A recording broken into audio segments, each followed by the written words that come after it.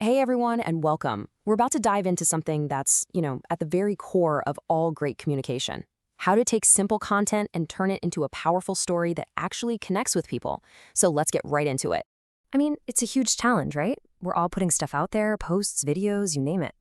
But in a world that is just flooded with information, how do you make sure your message is the one that actually cuts through all that noise, the one that people feel, and the one they remember? So, to really get to the bottom of this, we need to first understand the difference between two huge ideas: content and storytelling. And trust me, they are not the same thing, and knowing why is a total game changer. I love this side by side. On one hand, you've got content creation. Think of that as just producing material. It's like gathering ingredients for a meal. But then you have storytelling, which is all about the narrative. That's the recipe. It's what turns those raw ingredients into an experience that someone will actually enjoy and remember. So, yeah, at its heart, content creation is the what. It's the practical, nuts and bolts process of making things. Blog posts, social media updates, all those graphics.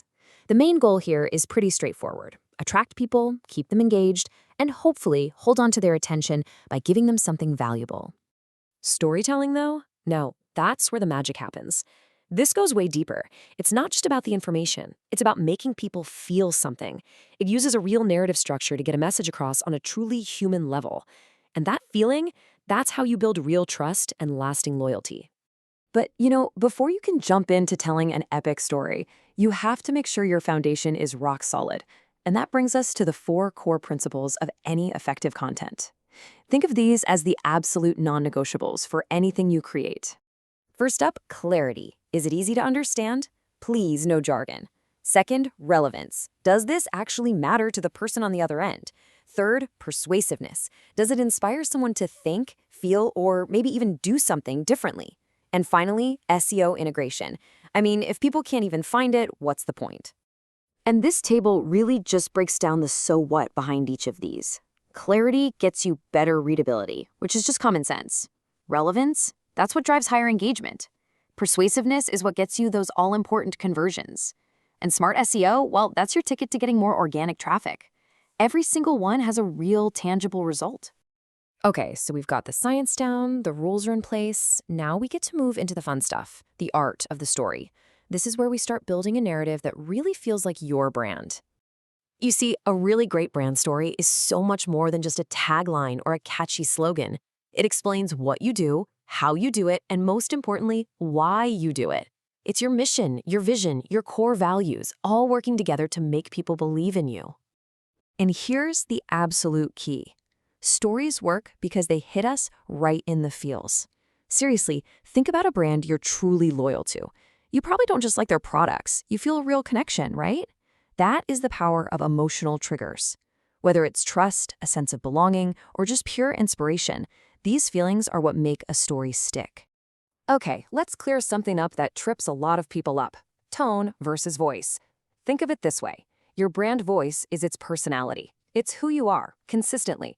Maybe your brand is always witty and clever. That doesn't change. But your tone is its mood, and that changes with the situation. You might use a funny tone on social media, but a much more serious, reassuring tone when you're helping a customer. Same personality, different mood.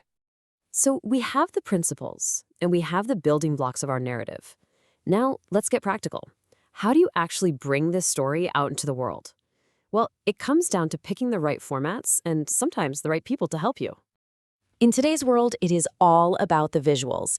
Graphics like infographics are perfect for breaking down data. Longer videos are great for those deep dive explainers. And reels, well, they're just unbeatable for grabbing quick, trend-based attention. Each format tells your story in its own unique language. And here's a really important thing to remember. You don't have to do all this work alone. In fact, your story often becomes way, way more powerful and authentic when you let other people help you tell it. When your actual customers create content for you, that's user-generated content, or UGC, you get this incredible built-in authenticity. When you partner with influencers, you tap into their reach and their audience's trust. And when you actually co-create with your audience, man, that's where you get amazing engagement and some seriously cool innovation. Let's zoom in on that co-creation idea for a second. For it to really work, it's a cycle. You start with a super clear purpose, then you actually empower your customers. You give them real influence. You create feedback loops so they know they're being heard, and you're transparent about the whole process. When you get that right, your customers feel a true sense of ownership in your story. All right, we're heading into the home stretch now. You've created great content, you've told a compelling story, but how do you maximize the impact of all that work? The answer is a brilliant little strategy called content repurposing. Now, repurposing isn't just about being efficient, it's about being really smart and strategic. It means taking one core piece of content and transforming it into multiple new formats. A blog post can become a video script, which can become a series of social media graphics, which can then become a podcast segment. You see how that works? And a workflow like this is your best friend here. It helps you make those decisions strategically. You look at a piece of content and ask, is the information outdated? If it is, you update it. Is it incomplete? Well, then you expand on it. This process helps you get the most value out of every single thing you create. And let's be super clear about this. Repurposing is not the same thing as cross-posting. Cross-posting is just copying and pasting the same message everywhere.